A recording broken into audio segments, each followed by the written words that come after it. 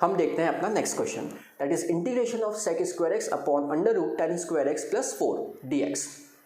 अब होने के लिए ये तो आपका ट्रिग्नोमेट्रिक फंक्शन भी हो सकता था, राइट, हो सकता है कुछ और भी हो सकता था, लेकिन अगर हम ध्यान से देखें तो अगर मैं tan x को t लेता हूँ तो ऊपर उसका डिफरेंशिएशन अवेलेबल है, मतलब हम सब्स्टिट्यूट तो कर सकते हैं। तो हमने सबसे पहले इसमें लगाई सब्स्टिट्यूशन मेथड, तो हमने t ले लिया किसको, tan x को, तो डिफरेंशिएशन dt बाई dx हमारा आ जाएगा sec स्क्वायर एक्स, तो we will get dt is equal to sec square x dx।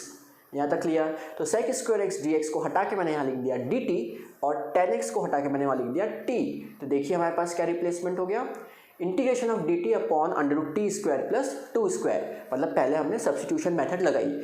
अब सब्स्टिट्यूशन मेथड लगाने के बाद में हमें ये भी पता चल गया कि ये तो 9 फॉर्मूले की लिस्ट में से आ गया, मतलब हमारी दो मेथड एक साथ चल रही है, ठीक। तो अब हमने यहाँ पे क्या किया, इसमें हमने डायरेक्ट फॉर्मूला देखा कि dt upon under root x square plus a square का फॉर्मूला क्या होता है, वो फॉर्मूला हमने यहाँ पे अप्लाई कर दिया। तो x की जगह मैंने यहाँ पे t लिखा है, a की जगह मैंने यहाँ पे 2 लिखा है, इसको हमने बाद में t को भी रिप्लेस कर दिया tan x से। तो this is our final answer.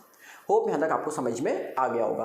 अब हम बात करते हैं वाइब्रेंट मेथड। यस, इस मेथड का कोई नाम नहीं था, मेथड ज़रूर थी, लेकिन दिमाग में फिट करने के लिए एक नाम लेना बहुत ज़रूरी था, इसलिए हमने इसको नाम दे दिया हमारे वाइब्रेंट का।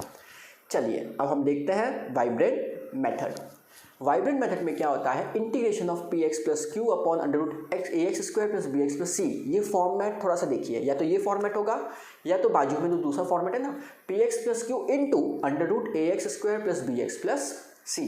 ये दो बेसिकली फॉर्मेट होते हैं वाइब्रेंट मेथड को सॉल्व करने के लिए। इसमें आपको एक फॉर्मूला याद करना होता है, that is numerator is equal to A into differentiation of denominator plus B. अगर मैं यहाँ पे देखूँ तो मुझे न्यूमरेटर और डिनोमिनेटर पहले से पता है, ये न्यूमरेटर है, ये मेरा डिनोमिनेटर है। रूट का साइन नहीं लेना है, सिर्फ टर्म्स लेनी अंदर की, that is A x square plus B x plus C, that is your denominator, ठीक है। रूट साथ में नहीं लेना उस केस में। अब एक और चीज़, अब हमारे पास एक क्वेश्चन और था इस फॉर्म में, p x plus q into under root a x square plus B x plus c. तो हमारा न्यूमरेटर क्या रहेगा इसमें, p x plus q, and denominator हम कितना लिखेंगे, a x square plus B x plus c without root, है ना, रूट नहीं आना चाहिए उसके अंदर, ये ध्यान रखिएगा। सिर्फ न्यूमरेटर और डिनोमिनेटर अपन को पहले अलग अलग लिखना है, और जो नीचे मैंने फॉर्मूला लिखा है उसमें हमें वैल्यूज को पुट करना है। देखते हैं, एक क्वेश्चन लेते हैं। Yes, integration of x plus 2 upon 2x square plus 6x plus 5 dx। ये ध्यान से करना, इसको साथ में कॉपी में करते हुए चलना, क्योंकि क्वेश्चन थोड़ा सा बड़ा है और समझ में तो आ जाएगा, लेकिन 3-4 बार प्रैक्टिस करोगे तो ज़्यादा अच्छे से आप बाकी क्वेश्चंस खुद से कर पाओगे। सबसे पहले हम यहाँ पे देखते हैं, तो हमारा फॉर्मूला क्या था, numerator is equal to A into differentiation of denominator plus B. यहाँ पे अगर हम देखें तो न्यूमरेटर हमारा हो गया x plus 2, A into differentiation of denominator हो गया 2x square plus 6x plus 5 plus b, ये मैंने एज इट इज लिख दिया। अब हमने क्या किया भाई, डिफरेंशिएशन बोला है तो डिफरेंशिएशन तो करना पड़ेगा। तो यहाँ पे हमने इसका डिफरेंशिएशन किया 2x square plus 6x plus 5 का, तो we will gate 2x square का 4x प्लस 6x का 6। अब हमने क्या किया, पूरे ब्रैकेट को यहाँ पे ओपन कर दिया, तो हमें कुछ इस तरीके से मिला।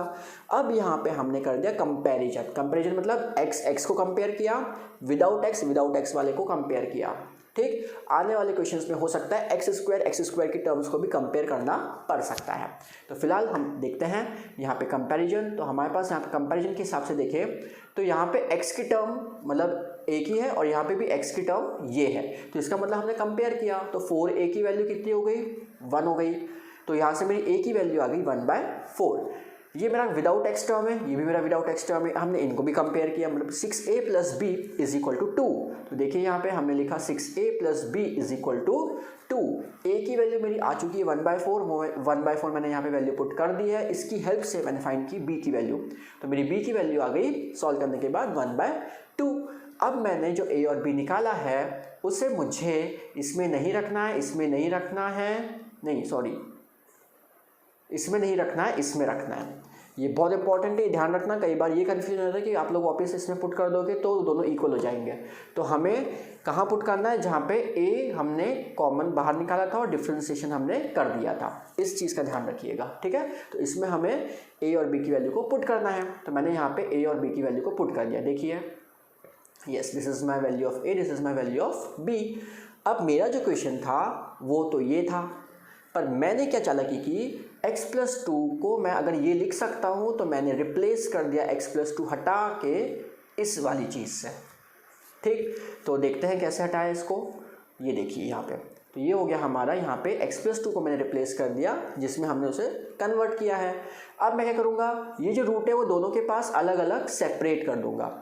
तो देखिए मैंने आगे वही किया है, यहाँ पे मैंने कर दिया सेपरेट।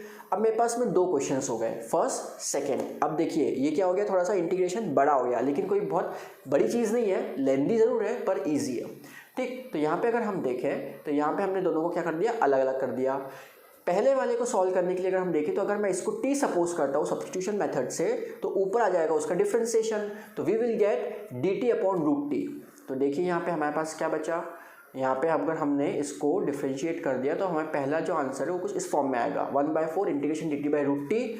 dt/√t का इंटीग्रेशन बहुत इजी होता है, दैट इज़ 2√t, ये हमने यहाँ रख दिया।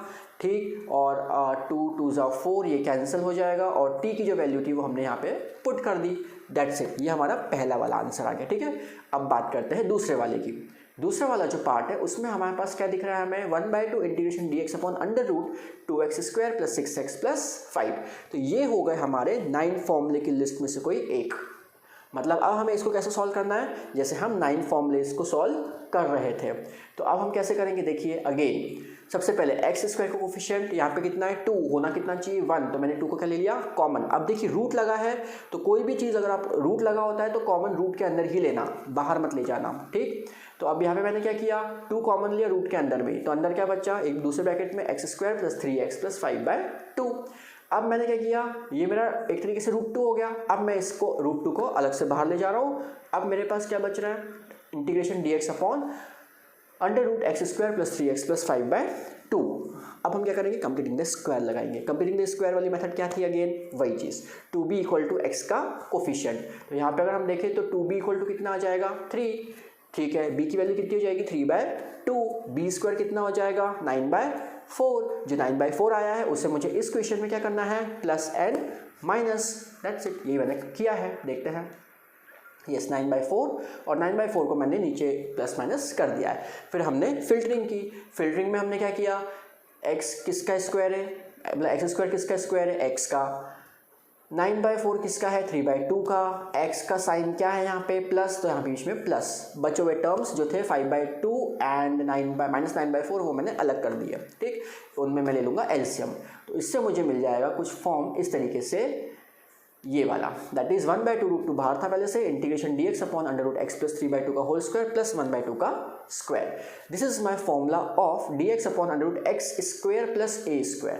तो ये मैंने फॉर्मूला लगा दिए, 9 फॉर्मूला की लिस्ट में से एक फॉर्मूला था, उसका डायरेक्टली मैंने फॉर्मूला पुट कर दिया, जहाँ पे मैंने x की जगह x + 3/2 से रिप्लेस किया है और a की जगह मैंने 1/2 से रिप्लेस किया है। होप आपको यहाँ तक समझ में आ गया।